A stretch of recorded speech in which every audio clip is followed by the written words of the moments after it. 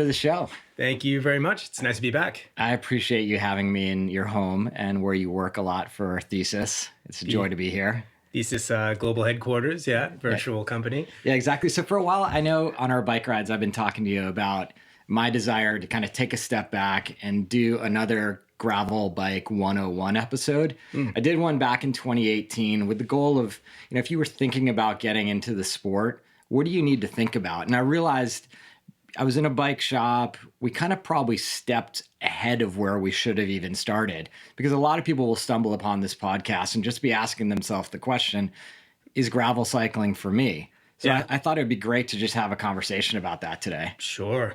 And I think the answer to that question really depends on where you're coming from, right? So some of us are coming, I was a former mountain biker, racer. I trained a lot on the road. So I'm already kind of a dyed-in-the-wool cyclist. This is what I do. It's my tribe. But then you have other people who are like getting into this. Maybe this is like their first serious bike, right? Maybe they had a bike in college. Maybe they have like a commuter or something like that, and they see their friends having fun.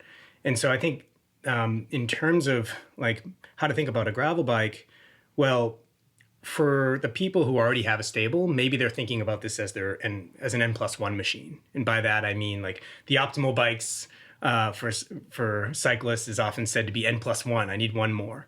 I'm not an adherent to that philosophy, but it's the idea of like having a dedicated machine for going out on these long rambling rides on a mix of road and dirt and so on, being able to get lost and have adventures.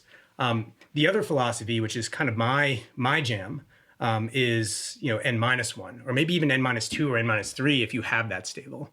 So think of a gravel bike and gravel riding as like you have a bike that can do all the things, right? It's a really good, say, endurance road bike.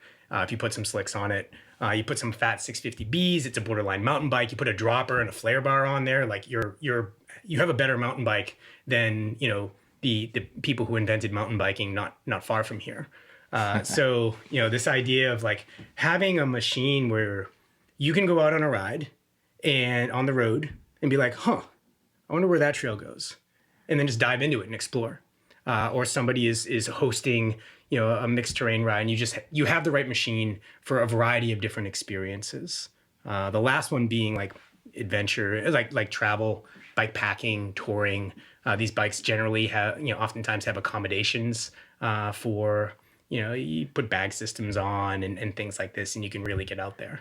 So I'm going to take a step back from my sister, who's constantly asking me like, what the heck is this that you do? Yeah. She knows mountain bikes and she knows the Tour de France. And so what I've said to her is it's a drop handlebarred bike that you can ride off road. So it kind of looks like a road bike to many people, but it's actually capable and has a lot of design features that we can get into later that allow it to go anywhere, on road or off road. It can, yeah. And there's a spectrum, right? You have machines that are, almost like cross bikes in terms of like more limited tire clearance, and maybe the Geo is a little bit more aggressive or something. And then you have others that are essentially drop-bar mountain bikes, right? And so the former is not going to be as capable on dirt. The latter is going to be kind of a pig on the road, and the steering will be a bit slower. And they're great for that dedicated purpose, but in terms of like being able to go out and have a wide variety of adventures, you want to be kind of mindful of getting a machine that'll cover all the bases. And I think that's a gravel bike at its best, is one that can do all the things. Yeah, and I think that's an interesting part of this exploding sector of the cycling industry is that people are trying to figure out, well, what's my entry point? Is it a bike that can do all these things, or is it a bike that does one end of the spectrum better than others? And, I often talk about road plus bikes as being sort of the basic entry point. If you have, if you're on the roady side of the market, you're like, okay, now I can run a 32C tire in addition to my 25 or my 28 when I'm on the road. And when I'm running that 32C, I can go on a dirt road and feel comfortable. Well, this really gets down to like, let's get down to the brass tacks of like, what is the difference between all these different bikes? You have like road bikes, and you have, climbing road bikes and aero road bikes and endurance road bikes, and you have cross bikes, and you have gravel bikes, you have bike packing and touring rigs and so on. And there's this idea that like every one of these is kind of purpose built for that experience. But we've had some key enabling technologies of late. One of which being like tubeless tires, right? Run on wide rims. Another being, dropper posts. The trend towards slightly flared bars, and then materials like carbon fiber make it so that you can have a machine that's lightweight. You can have a machine that is, very capable off-road because, the last one being disc brakes, of course. You can swap between wheel sets to have like a road or a dirt experience if you want to go to the extremes. And then with something like a dropper, you're getting into mountain bike territory without suspension because you're able to shift your weight back and keep your front wheel light, let it roll and kind of sail over terrain, and your butt's off the back and the bike's dancing out, underneath you as your legs are acting as suspension. And like the capability of something like that is well into cross country territory. Yeah.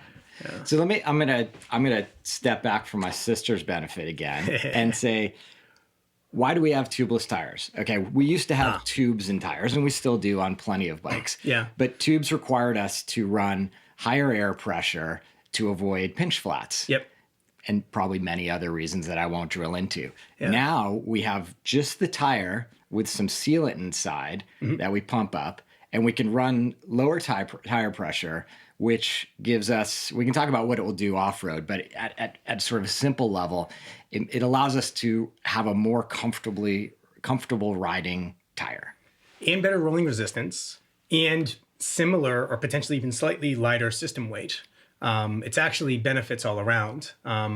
There's tubeless tires, one of the big risks that you have, especially as you go off-road, is pinch flats. So basically, you hit a bump, pinches the tube between the ground and the rim, and you get a little snake bite pattern on the tube. That goes away with tubeless.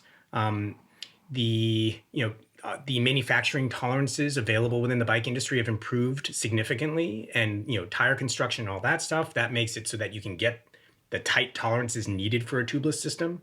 The advent of like sealants and so on make it so that not only do you like seal the casing properly, but if you get a little puncture, there's a good chance it's going to hold up. And so it's all benefit. Like the only downside may be road. Some people will say like, oh, like tubeless road, it's a pain in the butt. The industry hasn't properly settled on standards and so on. That is actually mostly a problem with narrow rims and tires. And if you run wide rims in a 28 plus road tire, your pressures are low enough where a lot of the problems associated with high pressure systems goes away. So if you're thinking tubeless, like tubeless is an essential enabling technology of these experiences. Go tubeless, you won't look back. And that's all. And when you walk into the bike shop or you're shopping online, it's not going to look any different. It's just a wheel with a tire on it. If you're I'm buying my first bike or my first gravel bike, so don't stress about that. But when someone says tubeless, 2 thumbs up from everybody here.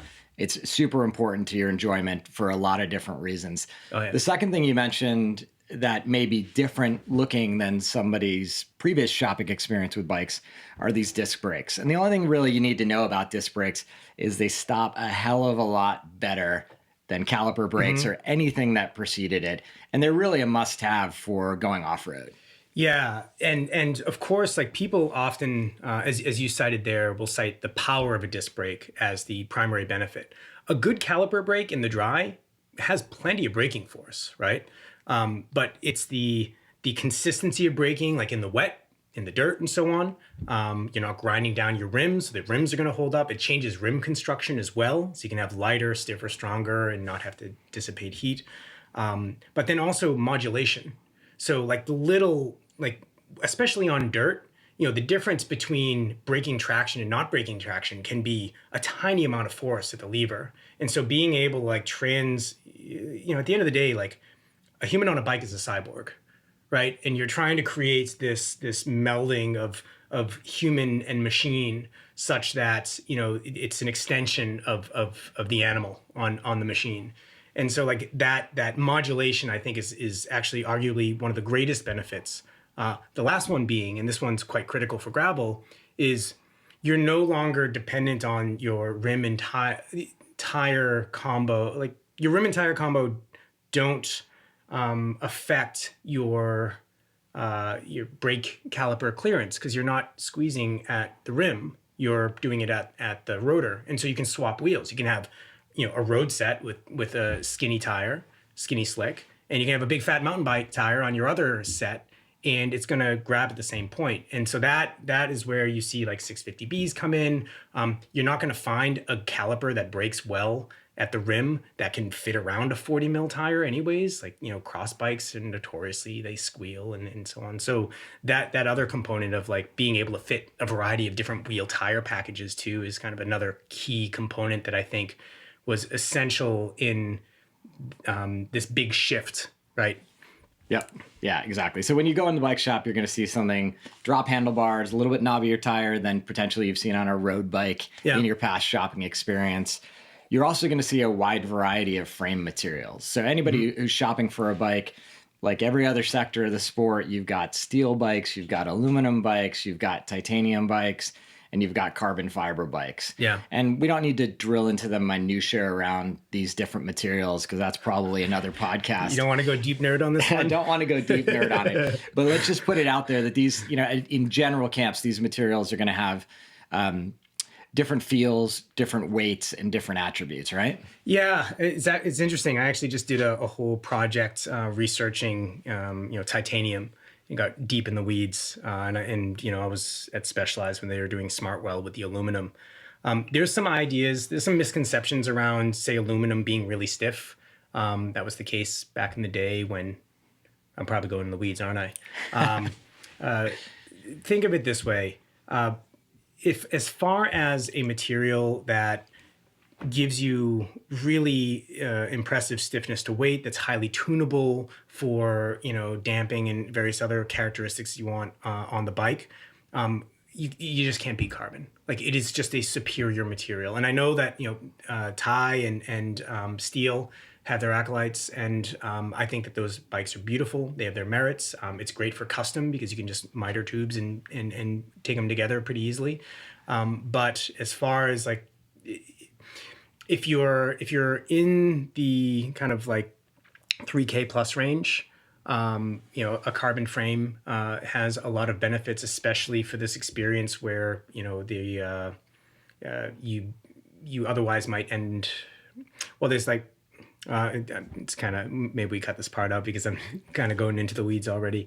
It's okay, Randall. We're gonna go in the weeds and we're gonna pull back. I think at a high level, again, if you're a new athlete shopping for a bike, if this is your sort of first proper adventure bicycle, you're going to have some sort of basic things that you're going to get in front of. So here's maybe a good way to frame this. If you're on a budget, right, and your budget's like $1,500, if there's a $1,500 gravel bike out there, it probably is not going to have the best components because a lot of the money went into the frame. And you can think, well, it's upgradable and so on. Well, by the time you upgrade all those components, it's like getting a Civic and boosting it, and then you fix the suspension, and you've all of a sudden spent Porsche money, but you still have a Civic.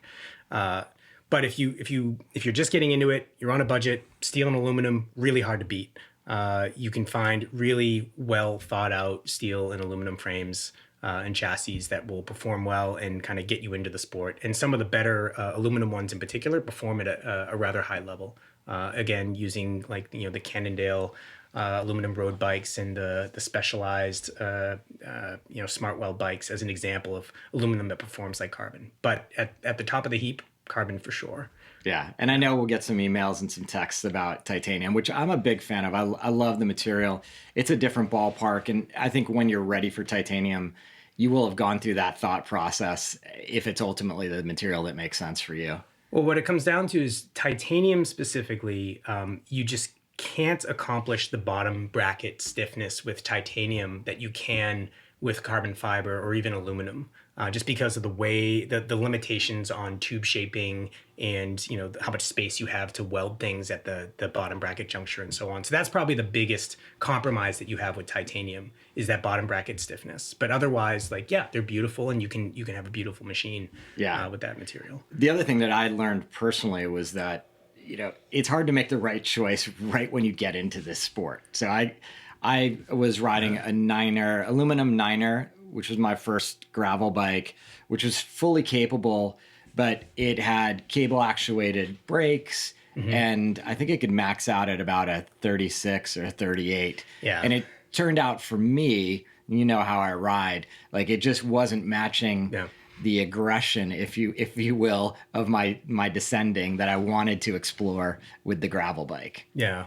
And I think that is one of those things that I do encourage people to really think about is what tires will your bicycle run?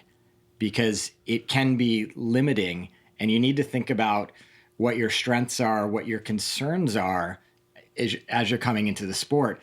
I think our group ride this last weekend was illustrative because I was talking to some women from the Santa Rosa area who were incredible athletes, great climbers, and a lot of fun to ride with. But when we got on the hairball descents, they had the narrower tires, and I feel like it was holding them back a little bit. Although, to their credit, they powered through every section we threw at them. Oh, they were crushing it, yeah. But yeah, there's really no reation at this point, if you're buying a new bike, to buy something that doesn't take 650Bs. Like, I just think that if you're thinking that you're going to be riding it more kind of endurance road or more, say, like a Belgian waffle ride, people show up on 32 mil slicks, right? Even if that's going to be more your jam, you're going to reach a point where you want to hit something a little bit gnarlier, and you're going to be tire limited. And I've ridden 700 by 40. There are people who say like 700 by 40s, faster, or 700Cs are going to be faster. They're thinking about, 2.9er mountain bikes and so on. But inevitably you have compromises with that. Well, one, it's not necessarily faster, because if the terrain is undulating and you have lots of bumps and so on, that's all, horizontal energy that you put in by pedaling that's getting dissipated as vertical energy, basically you getting bounced around on the bike. And so a big fat tire will address that. But then also, like, you just have so much more ability to go and, like, I wonder if I can ride that, right? Big fat tire, you're gonna have a much better chance of riding it, and you're gonna have less issues with cracking rims and things like this, because you get you're underbiked on terrain that really demands a more capable machine. Yeah, I'm a broken record, obviously, when it comes to 650B and wide tires, but that's my jam. Yeah. I think I could be wrong, but I suspect that most bikes out there get spec'd with 700C wheels. What's your sense on that? I think it's great to have a 700C set so that you can put your road slicks on them. And as long as the frame fits 650B, you'll still be able to go out and have properly rowdy fun. But don't you get the sense that most bikes you see in a bike shop or advertised start with 700C as a starting point? A lot of them, yeah. Yeah, that's and just a sense I have. And to your point, like, we've both ridden 700C wheels plenty around here in Marin, and I do spend a fair amount of time on 700 by 40. But I remember going out to SBT Gravel this year, and the guys at Panaracer were like, "Oh, you should ride a 32," and I was like, "Oh my god, I can't even imagine putting that on my gravel bike." That said, for that particular course, it would have been fine for me. But with the 40s, I did find, as usual, I was just rolling by people on the descents having the wider tire, and even on the small road sections on that course, the actual paved road sections, I didn't really feel like 40 was holding me back in any way. Well, so my take on this is that, the folks who are trying to, like, run the minimal tire on the course, if we're talking racers, that whole mindset is going to go the way of, the 700 by 23 roadie, mindset, where it's like, I need a tire that feels, that's as hard as possible. I'm gonna do 700 by 23. I'm gonna run it at 120 psi, and I'm gonna feel everything, and that's gonna make me feel fast, and that probably means I'm actually going faster. Well, No, the rolling resistance is higher. There's no aerodynamic benefit, obviously, because the tire shape is the same. You're literally just wasting energy and beating the hell out of your body. So I think that the gravel scene is going to migrate much more towards fat 650Bs, unless you're doing like hard packed dirt fire roads. The fatter 650Bs is the way to go. And you can just, again, you're out on that dirt fire road. Where does that single track go? That is a wonderful part of this experience. Yeah, and probably won't drill too far into the notion of suspension and the many ways in which that gets into a bike. But tire volume is suspension. Don't get it wrong. Don't get it twisted, people. Well, and it's suspension that is extremely efficient, right? It's not sapping energy. And if what's beautiful too is like, let's say your trailhead is an hour away. Like I ride up, from San Francisco to Fairfax and do Tamarancho, right? It's probably mountain bike trail. Well, I'll run a few PSI higher on the way there, and then drop it a little bit, and then I'm getting shreddy on the single track. Yeah, it's a great time. It's highly tunable suspension. Yeah. One knob tuning right from your tire valve. Okay, so there's a few things for people to think about. We're getting people stoked on gravel. We encourage you to kind of look at whatever your bike budget is. Look at a bike that can run both 700 and 650B wheel sets. If you have the option of starting out with 650B, I think it gives you this all the benefits we've just been talking about, but then a margin of safety as a newer rider and a margin of comfort that you're not going to get in 700C wheel sets. Mm-hmm. That said, if you fall in love with a 700C wheel set bike, go for it. Like, hopefully it can go at least out to a 40. As Randall said, I think the evidence is clear that tire manufacturers are going bigger and bigger, even on the 700C size at the end of the day. But these, there's a couple things to think about around these bikes. The other big thing to think about, I think, is just where you live. And, my bias always comes through being someone who rides what are considered more mountain bikey type terrain with my bike. So my setup tends that way. But I always try to take a step back and think, well, people in the Midwest or on the East Coast, they're talking about plenty of different terrain, and the mountain states, again, different terrain. That's going to play a role in what bike's going to make sense for you. Well, I would say to a degree. I think it actually has more to do with like what wheel tire package makes the most sense for your specific terrain. But in terms of the bike itself, the basic principle of like make sure it fits 650Bs. So that you always have that ability. There's really no downside to that. It doesn't affect geometry. There's no negative aspect of accommodating that tire. And I've ridden all over the country. I'm from the Boston area. And if with my setup, like the tires, I get a byway in the front and a venture in the rear. So like a semi-slick in the rear, and a file tread up front. I'm efficient on the road. Out in Boston, like I would road ride to a local mountain bike group ride. And I was fast on the road, and then I could ride with those folks. And I was a little bit underbiked, but I had a great time.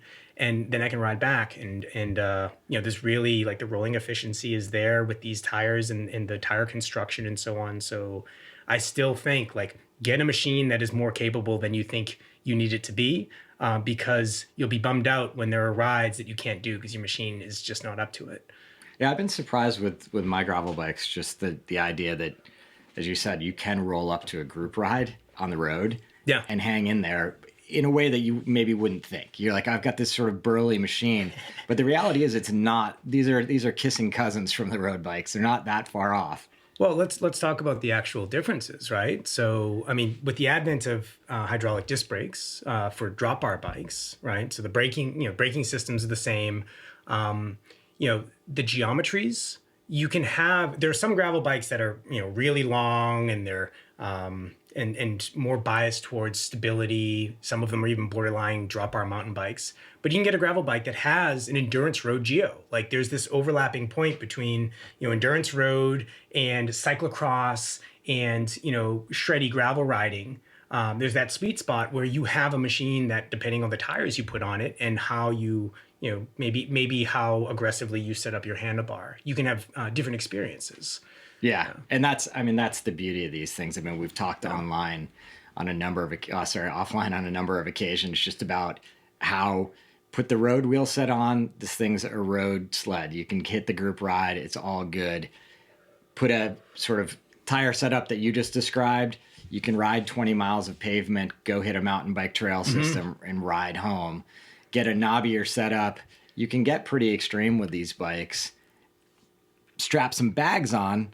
All of a sudden it's this overnight rig. And I think it's incredible, the versatility of these bikes. Well, it's essentially, so my thinking is like, if we could have one bike that really does everything, that would be the ideal. I think given the current state of the art, a gravel bike with 2 wheel sets, a road, and then like a 650p dirt covers everything from performance road riding to borderline cross country, bike packing, light touring, and so on, cyclocross. And then if you're into like hardcore trails, get a dual suspension shred sled. Like that is a different experience. These bikes are not going to be the most fun when it gets properly chundery and you're doing 20% gradients and what have you.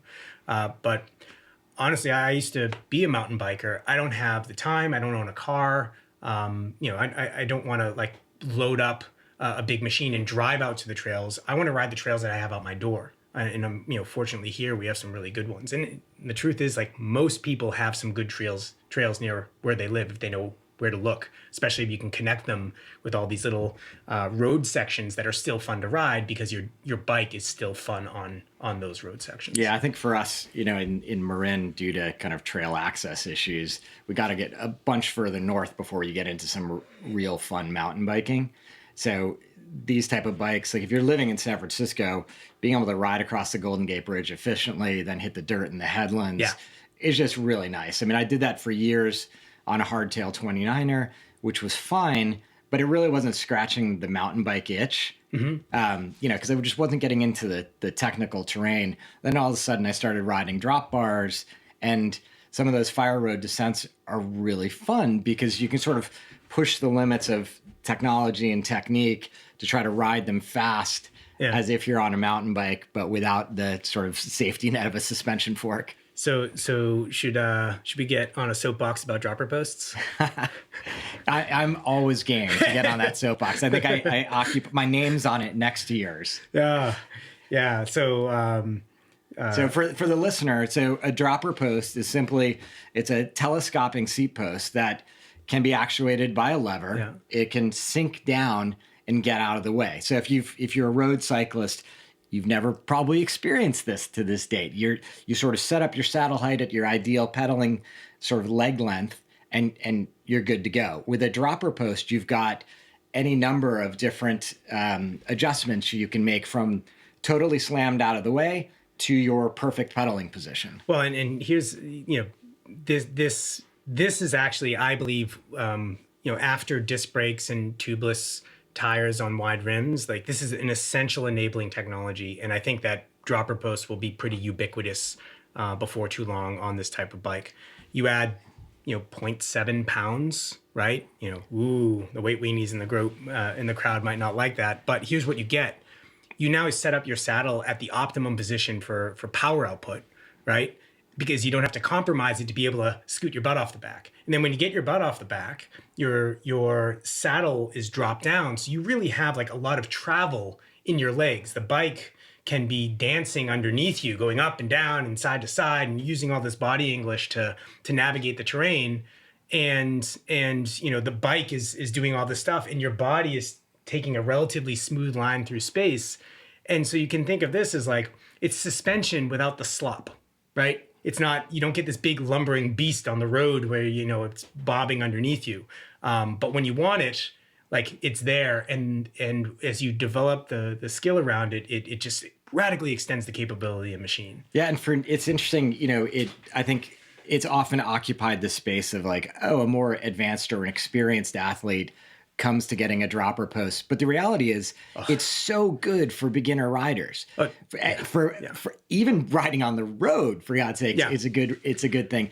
Because when you get up on those steeps, particularly with the drop bar bikes, you sort of, when you're steeply descending, you just feel like you're getting thrown over the handlebars, because that seat is pitching you over the bars. Yeah. But with the dropper post, the saddle sinks right out of the way. You have such a large pocket underneath your undercarriage Yeah. to kind of maneuver the bike around. So if you're going over a little rock or something and there's a little bit of a drop off, you just have that room. Yeah, I think, and this is actually worth diving into. So, because this is really where like we get into cross country territory. So essentially, with the dropper, you can shift your hips back, so you kind of like exaggeratedly, point your butt off the back of the bike. The saddle ends up somewhere like around your tummy there. You're in the drops up front, which are more accessible because your body's lower, right? And those drops give you more leverage, especially if they're flared. Because you have more mass over the rear, you can use your rear for speed control. So you have way more braking force because the mass is there. And then, your front wheel is not being asked to both steer and brake. And so it can just roll. You can keep it light. Your upper body stays nice and light. And the front just kind of rolls over stuff. And the bike is kind of rocking back and forth, going over rough terrain. Your legs are absorbing it. And, if you come up to a rut or you come up to like something sketchy, you're not going to pitch over the front because your center of mass is so far back, and you're not braking so much with the front that just the physics of it are such that you're not going to be lawn darting. You're not going to be high siding over the front of the bike. Worst case scenario, your rear slides. That's controllable. In fact, when you start really becoming one with the bike, that's fun. You drift it. Like that's part of the technique. Yeah, I feel like it's exponentially enhancing the safety and performance experience. And I see it time and time again. I ride with people who have the same sort of relative skill level as I do, but I can see they're constrained by being pitched up and over whenever we hit anything technical. Well, and another component of this is like you mentioned on the road, this being a game changer. There's something really delightful about being in like a bullet tuck with the dropper down with 650Bs all covered in mud and ripping past somebody pedaling down on a road bike, on a narrow road bike. But another element is mobility, actually. So you have, I talk to a lot of riders because we do, like, our bikes are all custom. And it's like, I have trouble getting on and off the bike. Like a dropper post makes it easier to get on and off the bike. Yeah. And that is significant. That is a meaningful improvement in accessibility. I think a lot of people, like, when they think about a dropper, it's like, oh, it's either high or low. But the interesting thing is, once you get used to it, it's infinite. So I was riding with someone who was out on a demo ride on one of your bikes the other weekend, and I was like, oh, did you drop your post, a centimeter or an inch for this little traverse we were doing? He's like, no, I didn't think about it. I was like, well, you should. Yeah. Because look what happens. Like, I can now corner with a little bit more ease because I have the ability to throw the bike around. We're not in a max power pedaling situation. So it's not required that I have it at that perfect height. So I might as well have that room so I can throw the bike around and make it more playful. I mean, the way that this used to be done in the past, in the bad old days before dropper posts, is we used to drop the saddle on our mountain bikes 3/4 of an inch so that we'd have a little bit more maneuverability. Now you can just do a little micro adjust, and then when you hit the flat section, you hit the road, you pop it back up, and you're in pure power production mode. Yeah. So absolutely. I'm going to be sharing with some listeners my age a little bit here by saying, like, I actually rocked a Height Right back in the day, which was this spring system that attached to your seat post, so you could throw your quick release, slam it down, and then theoretically it would pop back up. The problem with that is it never popped back up straight. Like today's dropper post, which your saddle is always going to remain in the exact right position for you. We live in a golden age of equipment. The fact that you can go out and ride like we did the other day, and stuff just works and it's fun on all the different terrain, like that's magical.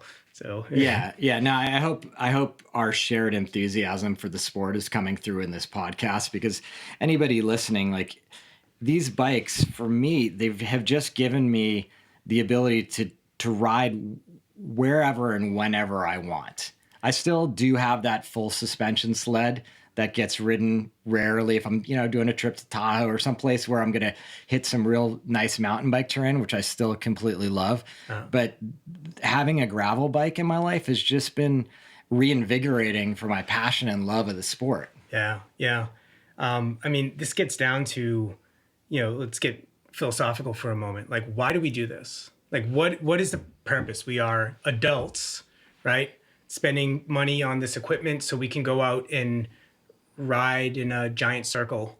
And like, what is the point of this activity? And for me, it comes down to like connection, right? You're on a machine, you're connecting with the machine, you're connecting with your body, right? That syncing of your breathing, your heart rate, your cadence. Like you can get into a flow state. You can you can focus, you connect with yourself, you connect with the environment, you connect with community. Like we had, how many people come out the other day and they were just stoked to be there and to meet each other and to go on and have this experience. And like, there were some riders who were really strong, and there were some riders who, it was their first big gravel group ride. And everybody got what they wanted out of that experience. And I think that that's something that's quite powerful about this particular type of riding. And if we take a bigger step back, like this isn't just about cycling. This is about like a life well lived, right? For me, that this is the reason why I personally am so resonant with this experience, and why I care so much and why I try to share it, is because there's just so much there in terms of like, having an outlet for adults to play like children, to interact without all the hierarchies and all the things that we have, to kind of all the identities that we have off the bike. What matters on the bike is that you're on the bike and you're friendly, and maybe if you're strong, you get a little bit of cred.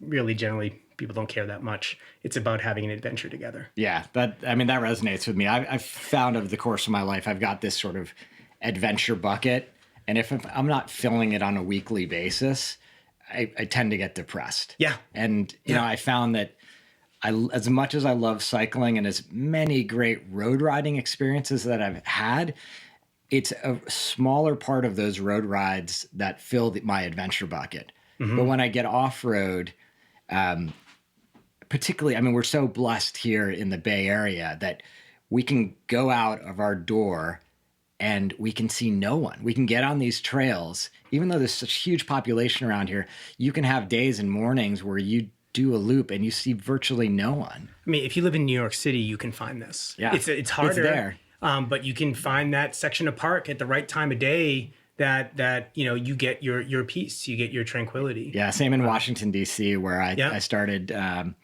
my cycling back there.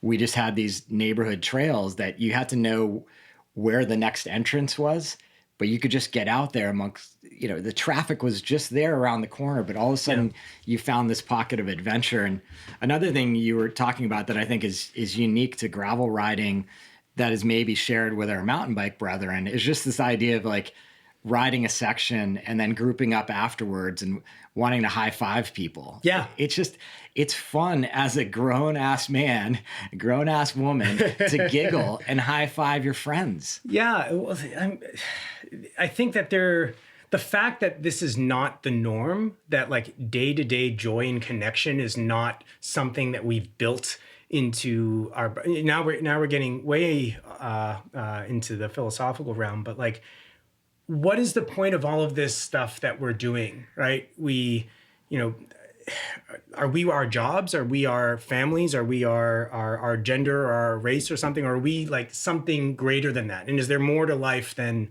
of course, like there is the struggle, and we are in a privileged position to have the time and the resources to buy a machine like this and to be able to steal away. I would like to see those types of experiences be accessible to more people, because it really is like there's living, and then there's like being alive, and that's where I think that these experiences come in. Yeah, it's important to remember. Yeah.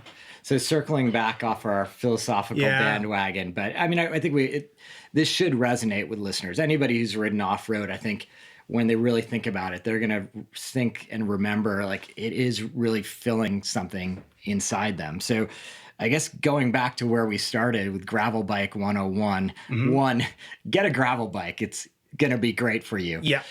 When you're looking for a gravel bike, obviously price points are going to be a concern.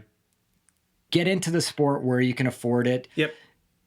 go out there and ride it. We're not sitting here saying go buy expensive equipment. It's the only way to ride gravel. Not at By all. no means. Yeah. And I think gravel of any sector of the sport has shown that. It's like welcome all comers. Yep. If you want to go out, ride trails, have a good time, smile, everybody's welcome in this sport. And we've covered a lot of kind of the, what to look for in equipment. One other one I think it's important to throw out there is gearing.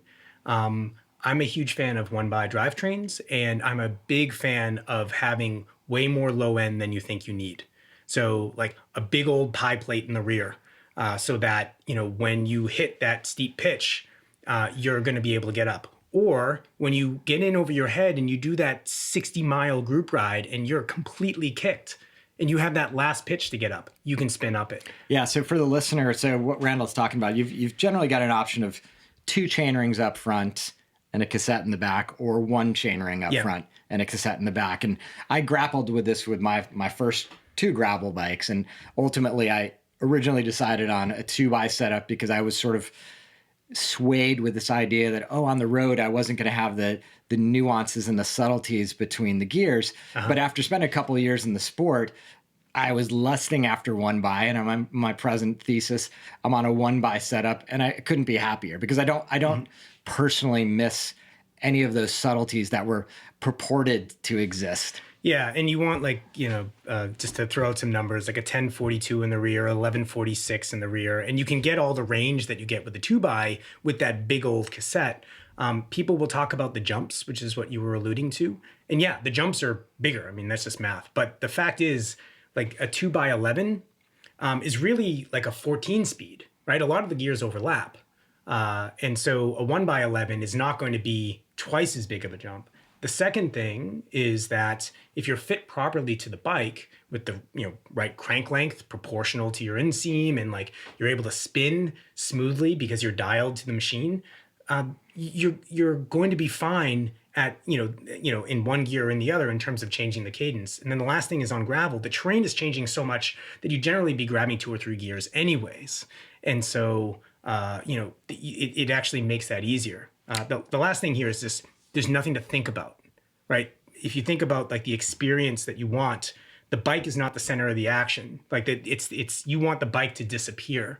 And so if you're thinking about cross chaining, you're thinking about chain drops and this other stuff, that's just going to get in the way of you flowing in the environment. Yeah, I think as I was dabbling with 1x demo bikes, what I found right away was that it was just quieter, with the clutched rear derailleur. Yeah. No chainer or no derailleur up front.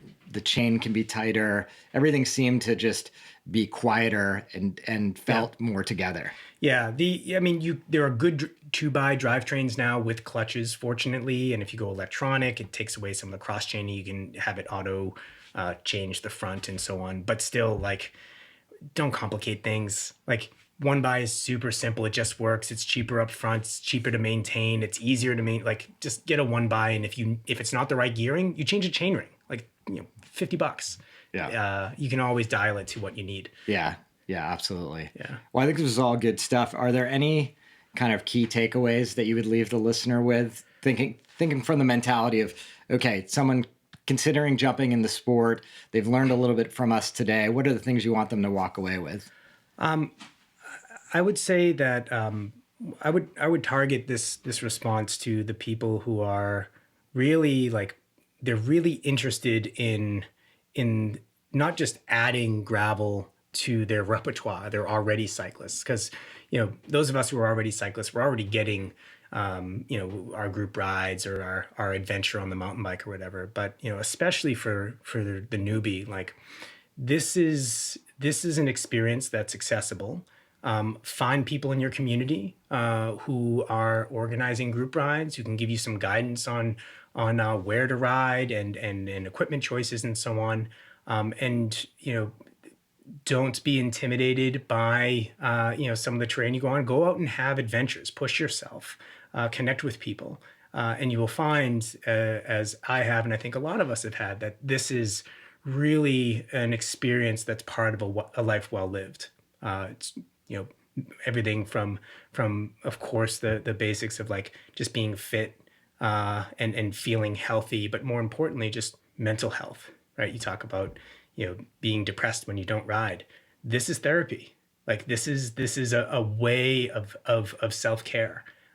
So, find the people who've learned how to get the most out of this, and get their guidance on how to join, because it's a very accessible style of cycling to get into. Yeah, and I think those are all great parting thoughts. And I would just add sort of, don't be afraid of gravel. We're not talking about bringing you to Crankworks up at Whistler and sending you off a 40-foot jump. Dirt roads have been ridden since the dawn of the bicycle time.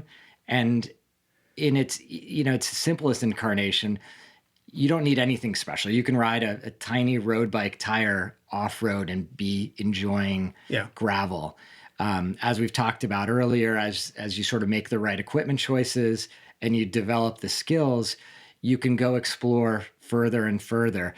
One of the things that I've personally enjoyed around here, and I sort of encourage newer athletes, is ride uphill off-road and ride downhill on the road. You don't have to do it all. You can sort of go where your comfort level lies, and you will get some of those rewards. In the Bay Area, that strategy is useful because descending, even at a casual pace, you're going faster than most of the cars. Yeah. And you sort of forgive yourself needing to know a lot of the sort of technical skills to go downhill that you'll learn over time.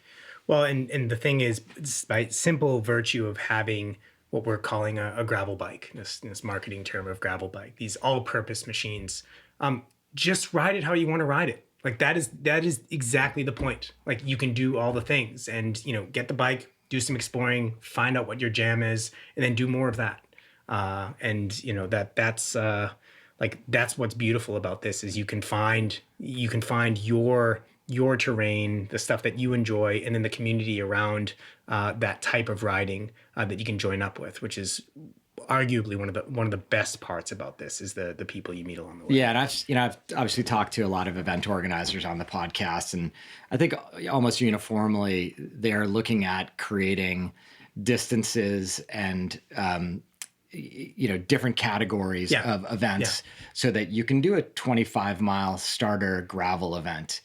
Because these experiences, as Randall alluded to in terms of the community, it's great to travel to do these things because they're just fun days out. Whether you're doing the 25-mile version or the 100-mile version, you're all going to coalesce afterwards with a little bit of dirt on your bike and your body, and you're going to enjoy a shared meal and maybe a beer together. And it's just great to get out there and do. It's there's a term that's been coined in the Bay Area. I think it's attributable to Murphy Mac, the Super Pro Series, but the idea of like a mullet ride. It's like business in the front, party in the back. Exactly. So like show up, everyone starts together. It's a festival atmosphere. It's a party atmosphere. And if you want to go out and race, go throw down. If you just want to like go and slog through 60 miles and feel that sense of accomplishment and meet people along the way, that experience is there too. And that's kind of the general vibe around this. It's not like winner take all crit racing on the weekends or something. This is like, let's go have an adventure together and enjoy each other's company. Yeah, no, that's perfect. I think those are great closing thoughts, Randall. Yeah. So I appreciate you having me over. I appreciate the conversation. I hope everybody listening is getting a little bit out of it. And at minimum, I guarantee they're getting your enthusiasm and my enthusiasm for the sport. Yeah, hopefully if anyone is in the Bay Area, you'll come join us for a ride. And I'll be around the country later this year. Would love to ride with some of you folks. Right on. Thanks. All right.